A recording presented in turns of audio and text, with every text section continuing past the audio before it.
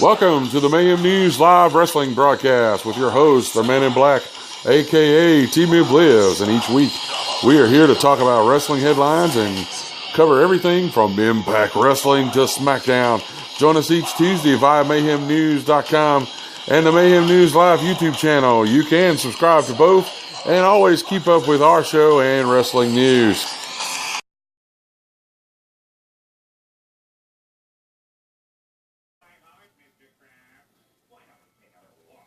This is the Man in Black, a.k.a. the T-Mib Lives, Mayhem News Live Wrestling Broadcast for 12/31/2013. And happy soon-to-be New Year, and hope you have a good, safe time on New Year's Eve. We're going to jump right in. Not a big show. I know we were off last week, and there was just so much repetitive headlines. I just kind of decided to cover this last week, so there's not too much. Some other things, some stuff that's not show related I'm going to talk about as far as each one of the shows that we cover. So first thing up, Jim Cornette. If you don't know who Jim Cornette is, you can't call yourself a wrestling fan, but anyway, says that the WWE titles have become nothing more than props. Our big question this week, is he right? I agree to some point and some degree that the titles seem to be a mere attachment or an accessory. They don't seem like they have the importance that they have in the past. When Ric Flair used to hold the title, or Harley Race and these other wrestlers that held them for so long that us older wrestling fans remember. Right now, it just seems like, hey, I haven't been in the WWE for 8 years or 4 years or 8 months. So I decide I want to come back and, they'll give me a title shot. You hadn't wrestled in WWE and God knows when. And everybody's going to point fingers and think that I'm talking about The Rock. Seth says hello, by the way. But the problem is I'm not talking about just The Rock. I'm talking about Brock Lesnar. I'm talking about, just anybody that's come back and suddenly, hey, I get a title shot. Just because I'm me, and Brock Lesnar's promo on Raw, we'll get to that in a minute, but anyway, well, we'll just get to that. We'll move on. Okay. Cody Rhodes was interviewed by ProWrestling.com, and in that interview, he compared his dad with Vince McMahon as far as him being a visionary. And if you think about it, whether you know it or not, it was Dusty Rhodes who got with Bray, had come up with the character Bray Wyatt. Sat down with the wrestler and said, hey, we're going to do this, we're going to do that. He was the one that came up with that idea. Okay, and it was out of his mind. And Dusty Rhodes has been part of wrestling. Yeah, Vince McMahon created the WWE. Vince McMahon, created all these other things, but it was Vince McMahon that created, the WWF, WWE. Eric Bischoff and Ted Turner created WCW and made it famous. But all this time, Dusty Rhodes was there. And to paraphrase basically what Cody said. And he's got a point, but moving right along, Jeff Jarrett has resigned from his backstage job at TNA. Is this a sign of the end of TNA? Is it a sign of Jarrett's disgust with recent ratings, or was it just time for him to move on? And I saw this ridiculous, I'm not even going to talk about it. Some people are just ridiculous. Talking about he was going to come back and play a character that you knew he couldn't play on WWE. Anyway. Batista to return on January the 20th, 2014. Now, what most people are asking, and myself included, is this like a real return, or is he just coming back to promote a movie? If he is, you can stay in MMA, as far as I'm concerned. I mean, don't get me wrong, I'm a Rock fan. I like Batista, but for them just to come back to promote a damn movie, I don't understand if they're not going to be there long enough just to promote a movie, really, what's the point? To get there, you're going to start things up, and then you're just going to leave. Anyway, I hope he comes back, and I hope, I actually hope that he's there for a while, if it is a movie thing. I'll be cheering him, and, but now there's been a question, who do people want to see? Do they want to see Dave Bautista, the hero, the knight in shining armor? Or are we going to see the ruthless villain? Are we going to see a recreation of Legacy? So this is a lot of questions around his coming back. It's said that, I really don't understand WWE sometimes, because there's a lot of rumors that JoJo off of Total Divas is in hot water with the WWE creative and stuff like that, and they have moved away from showing her on TV. Here's what I don't understand. You're actually going to focus on Eva Marie? Really? Kelly can wrestle better than Eva Marie, and that's really, really bad. At least JoJo looks good in the ring. The little bit of ring movement that I've seen her do, she blows Eva Marie away. I guess, like somebody said on Twitter the other day, a fake boob job and some red hair, I don't know. Jeff Hardy has been ridden off TNA TV. As we know, Jeff cannot leave the country because of some, his legal stuff. He can't leave the country. And of course, there's this big thing he posted, watch out for the Royal Rumble, the return of the Enigma. But then there's a lot of things that are saying, hey, they wrote him off TV because, they're going to the UK and he can't go. So will he return? Is he actually coming back to the WWE? Who knows? I think it would be a good move, with the way TNA is going right now. Speaking of TNA or Impact Wrestling, we're going to move on. There's a recap of Magnus's title win, which during this show, they show it like 6 times. And then, showing Hardy getting screwed by Dixie and Spud. And it's pretty much the same TNA crap, other than Sting coming out and, him telling Jeff Hardy we're going to team up to go against Ethan the 3, which is a waste of TV time, by the way. Not that he can't wrestle, not that he's not a good athlete, but the fact that the storyline is him challenging referees. Earl Hebner, really? It's pretty much waste. Gunner has gone completely heel against Storm. Didn't take long, did it, for Hunter's heel character to return. And there was a double count out. They were going against each other for the case where he got a world title shot, Gunner did. And it was a double count out, and there was a bunch of hoo-ha, and, but it didn't take that heel character for Gunner to show up long, did. And he didn't really look good. He didn't really seem like he was comfortable being in a face position either. He always had that, wide-eyed look, And basically what they've done is with AJ gone, apparently they wanted another brooding character. So they basically took AJ's storyline and just plugged Bully Ray into it, pretty much. Wearing the hood, the sunglasses, not talking. And when he does talk, he talks in riddles, pretty much just, hey, we're going to sweep up this storyline and we're just going to chunk it over here on this guy. And then, they won't know the difference because, wrestling fans are stupid. No. Anyway, let's see. It seems that, I don't know, everybody, there's mixed feelings about the Joseph Park and Abyss thing. I like it. I like when WWE did it with Mick Foley. I like when, I like the two different personalities. And you throw in Eric Young, who is funny as shit anyway. So, I like it, okay? But it seems like it's getting more interesting. And then Hardy, like I said before, Hardy leaves TNA.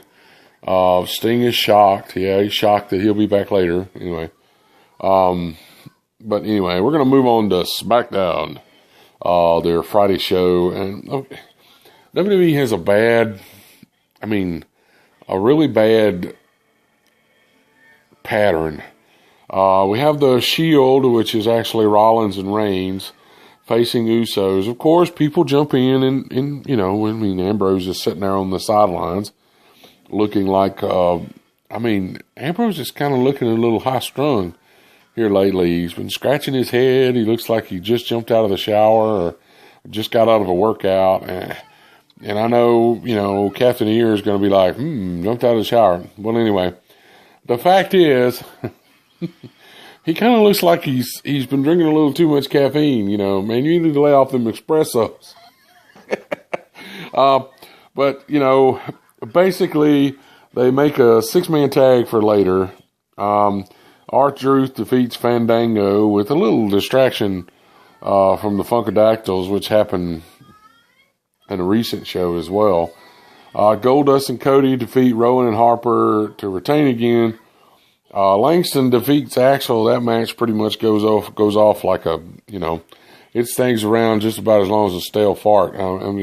That's it. Big E just demolishes Axel.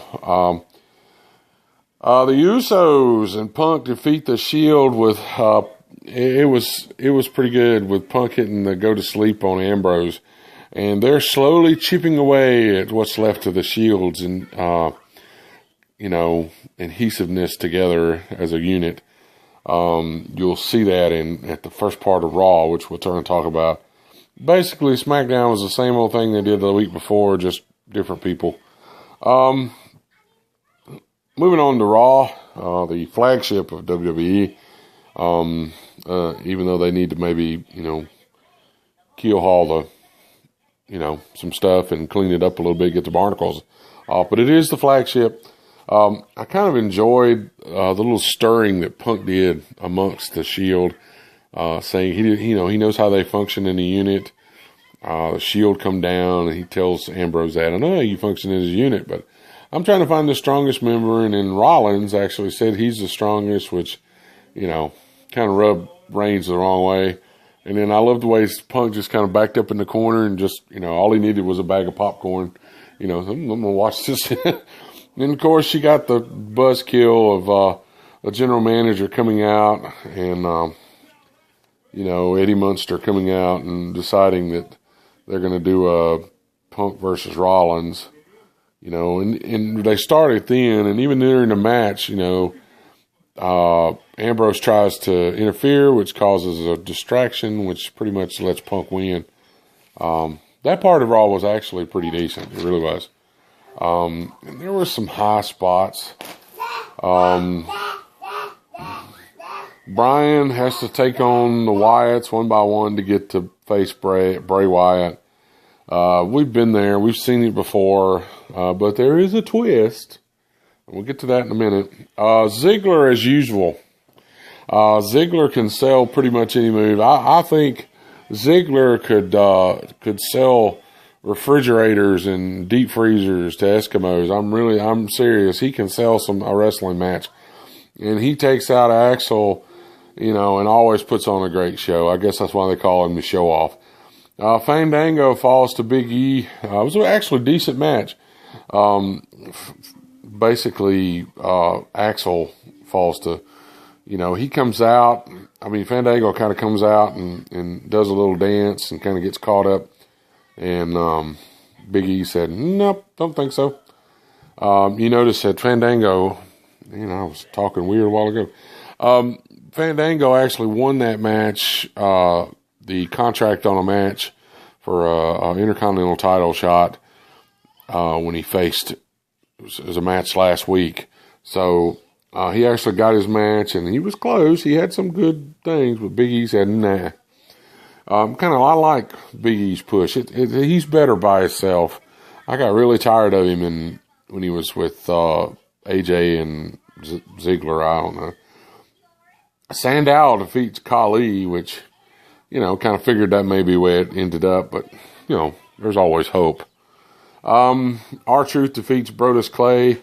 They're continuing that feud between his partner and Brodus Clay, and the Funkadactyls actually gave a little distraction. And, of course, Brock Lesnar's back. Yippee! Note sarcasm. You know, they're talking about, Heyman comes out, which it's always good to hear Heyman on the microphone. Though I do get tired of the way he says Brock Lesnar, but anyway, it's like saying, if he could say any other person's name, but the fact that he's saying Brock Lesnar, and the fact that I know he can't talk, and they actually give him the mic on this Raw, and he proves he can't do a promo. I swear, you could put him in a 6x6 paper bag, and he couldn't talk his way out of it. I'm serious. But the way Heyman says, Brock Lesnar, it's like he's saying, bull shit. I'm serious. I mean, he's just that crappy. He can't talk. He can't do a promo. And a lot of people are saying, yeah, I mean, Brock want that. I'm serious. I mean, this is a guy that went to college now. He went to college. He was an All-American. He was the NCAA champion. He was supposed to graduate from college, but he can't sit there and talk straight. You need to did you take a speech class? Because apparently you didn't. I mean, there's many people that don't like to speak in public. Hey, here I am, okay? I mean, I could cut a better promo than Brock Lesnar. Michael Jackson's Chimp could cut a better promo, and he doesn't talk. He could point and grunt and do a better promo than Brock Lesnar. Serious. But now, the only good thing about that he can't talk, we get to see Heyman. We get to hear Heyman, who is a genius on the microphone. If there was a way they could give Heyman a pill to make him where he would be a formidable wrestler, you would have the total package. Lex Luger would be jealous. I'm serious. There would be a new total package. But the fact is that they have him out here, and he wants to be the WWE heavyweight champion of the world. And I'm like, people are like, well, at least Orton can talk. Oh, wait, no, he can't. He can't talk. All he does is says the same promo that he cut the first time he walked out. He says, I'm better than you. That's pretty much his thing. Ric Flair did the same thing for 20 years, but Ric Flair never actually said those words, I'm better than you, but about 3 times. The rest of it, he was going around the bush, but you knew what he was talking about. That's the idea behind limousine riding, jet flying. He's telling you, I'm better than you. Not just coming out and I can lean over and squint my eyes real good too and talk. I don't care. Frankly don't care who your daddy is or who your grandpa was. I don't care. I mean, if you can't cut a decent, if you come out, hey, look, it's Randy, or hey, look, it's Brock Lesnar. Oh, piss break. I mean, seriously. If you can't cut a promo, I just know that the people that are doing next and are in the performance center are thinking, God, I wish they had to run him back through here. He would never be a wrestler because he can't cut a promo. What's the guy that's over the training? Used to be who more? Bill DeMont's probably going, oh, God, I wish he'd just send him over here and let me teach him how to do a promo. He can't do a promo. I wonder if he has flashcards when he does to go do his banking. $100, please. I'm going to start calling him Wile E. Wile E. Coyote. And when he does talk, everybody's shocked. I'm sorry. Okay, got off on a tangent. Okay. But he wants to be, and it's really getting old. Hey, I haven't been here in 8 years, and, hey, I'm expecting to see the Ultimate Warrior walk up. Hell, I had been here in 20. I think I want to be the world champion, too. But yet, he can cut a promo. I mean, yeah, he talks about moonbeams and shit like that, but he still cuts a promo. People actually listen to his promo. All people do when Brock Lesnar was, oh, God, they're going to give him a microphone. Okay. Mini rant gone. We're moving on. Okay.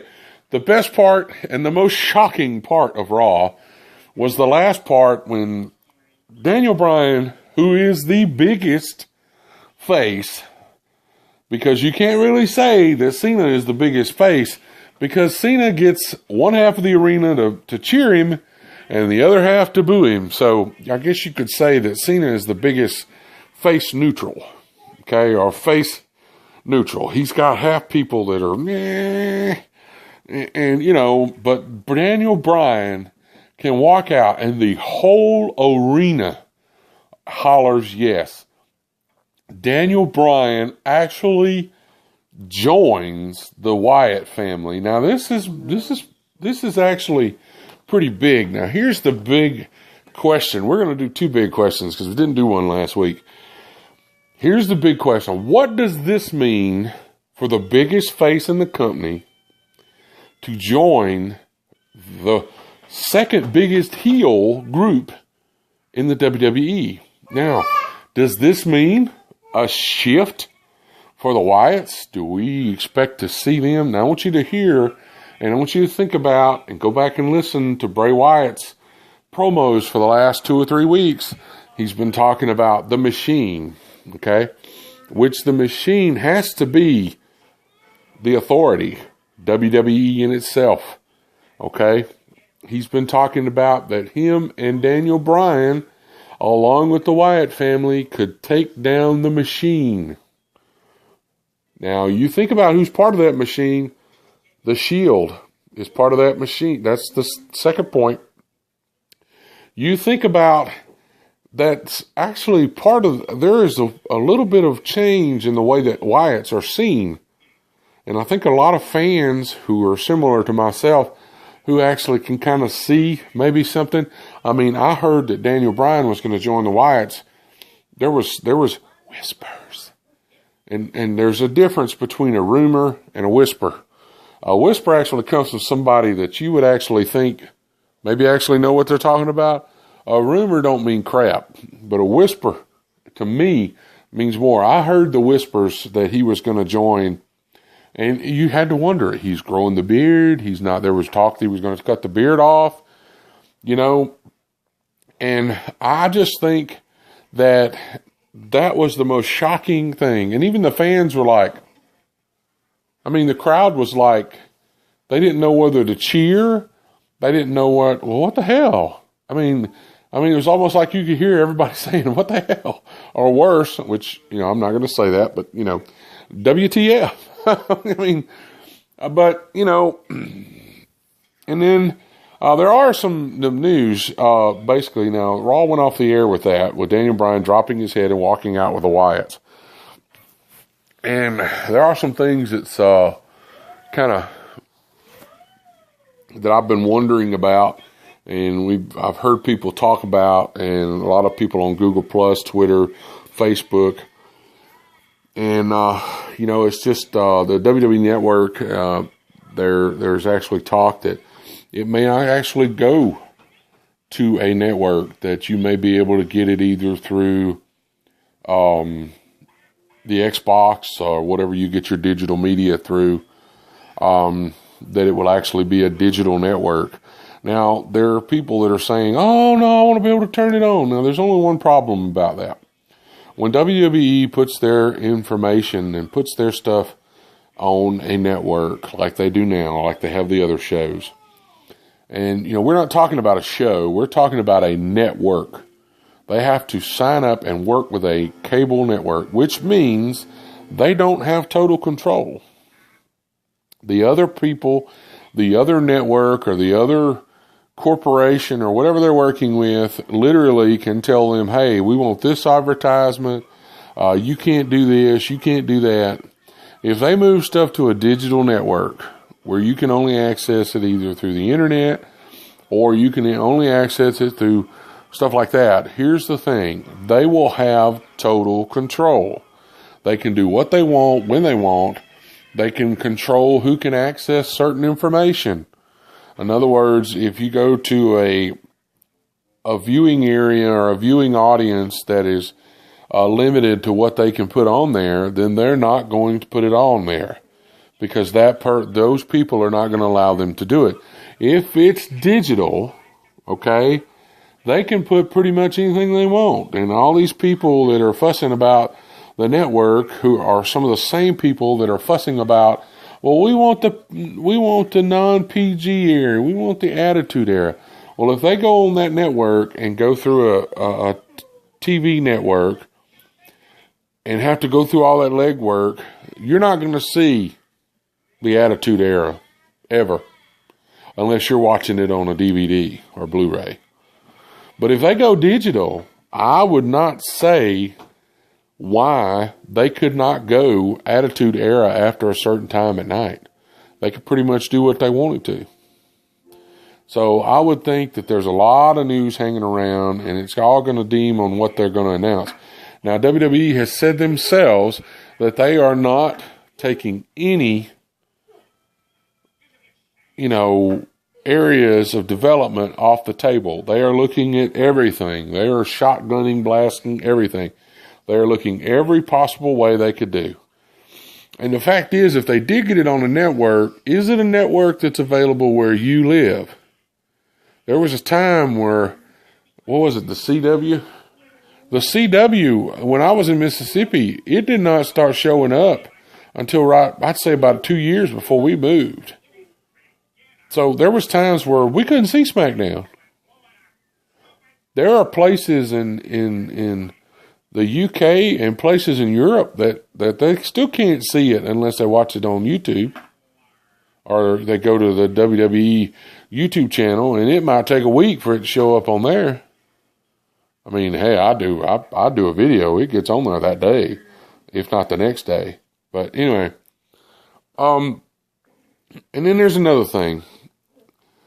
I am really getting tired of WWE programming seeming to me like an infomercial.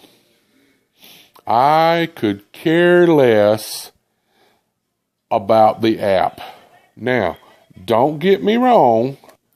I like the app. I've actually used it. It's interesting.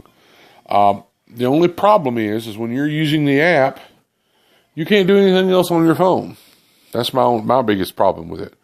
But the fact is that you've got the announce team. That's Jerry Lawler included, JBL, and Michael Cole sitting there. Who in the hell doesn't have an iPhone and an Android device that don't know how to download an app? If you don't know how to download an app, you need to get a dial-up connection and get rid of the phone.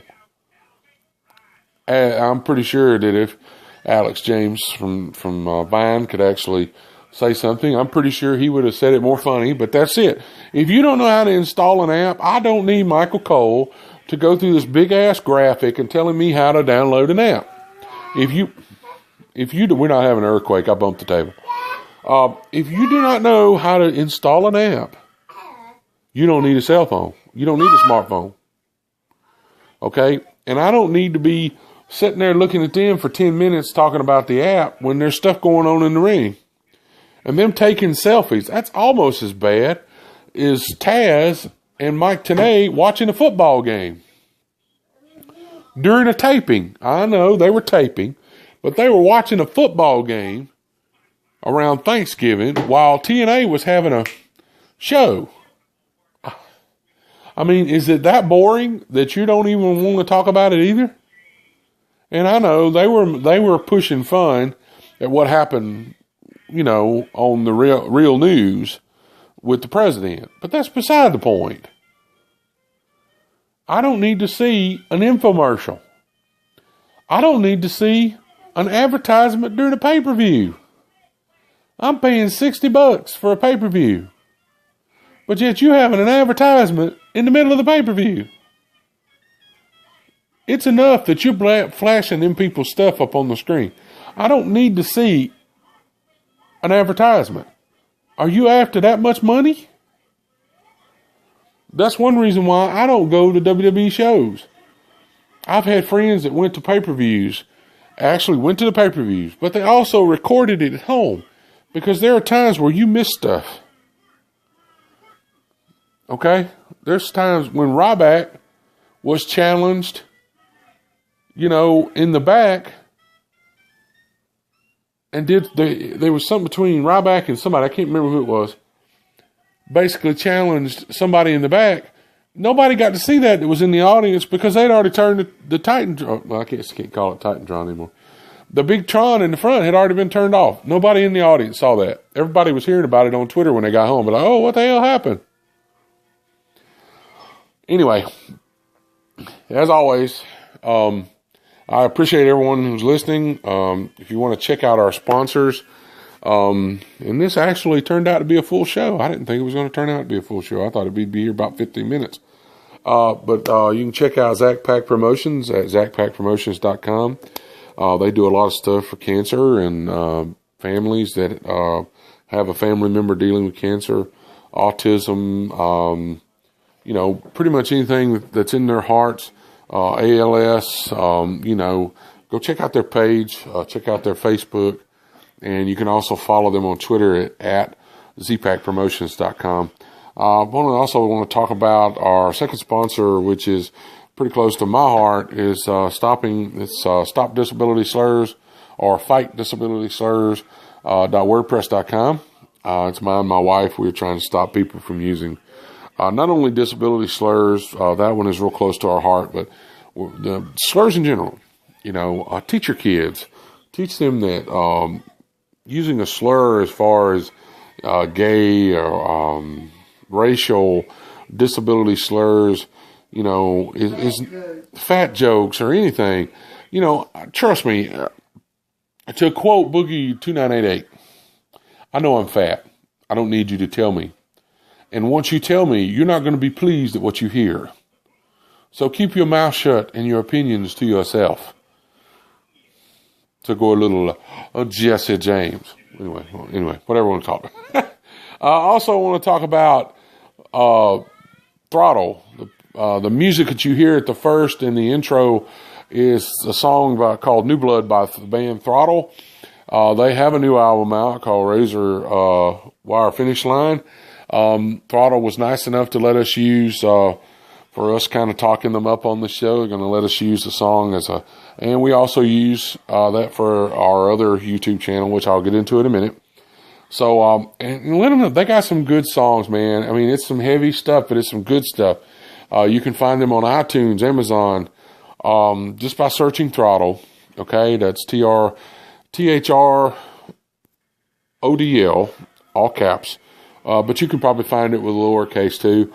I also want to send out a little shout out to some friends of ours who have Blast 52. They're an Irish band. They've got some good music. You can find them on YouTube. And at the end of this thing, they actually have a graphic. I actually have their links for iTunes and Amazon. You can download their music. If you want to hear it a little bit before, you can actually search Blast 52. That's a capital B and the 52 after the Blast. You can actually look at them on YouTube. They play their music. They do things. They actually have a video of, they sang some songs from their EP they just did. We Can Forget. We Can Pretend. Sorry about that, guys. Anyway, but they have great music. It's decent. I mean, it's excellent to when you want to relax, just sit back and chill. So, and also want to send a shout out to a Call of Duty clan called Girls with Big Guns. You can follow them on Facebook. I think they have a web page, but I'm not sure what it is. But you can find them on Facebook quick. And you can also find them at Girls with Big Guns. Just take the first letters off and just put it in there, and you'll find it. But also, we have another channel. We actually have a Call of Duty clan of our own. We are Echo Company Incorporated. That's a capital Echo, capital C in Company, capital I in Inc. I don't really post too many videos with YouTube's, changing everything the way it is. I'm kind of waiting to post any videos. But we do talk about, we have a Call of Duty Ghost issue series. We talk about some of the problems. We talk about some of the things they fixed, some of the things they're doing to fix it, some rants about the game.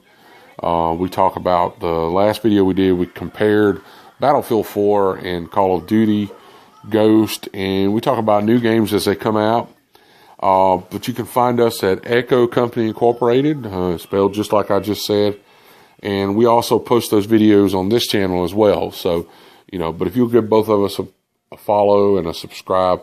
If you want to follow the show on Twitter, you can follow us at two things. Mayhem News Live is actually sponsored by mayhem-news.com. That is the main webpage, and that is the one that controls everything. So you can follow us at Mayhem News, at Mayhem News Live, or you can follow me personally, the Man in Black, at TMIB Lives. That's TMIBLIVES, all caps.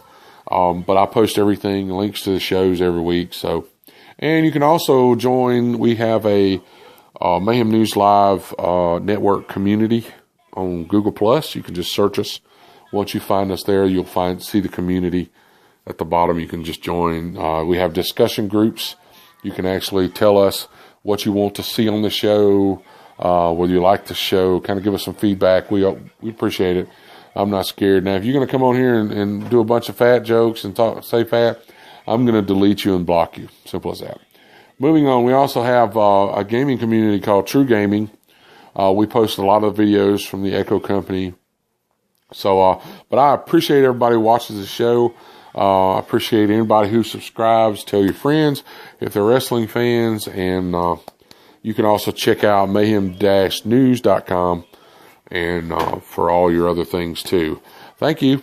This has been the Man in Black, aka TMIB Lives, and we are out.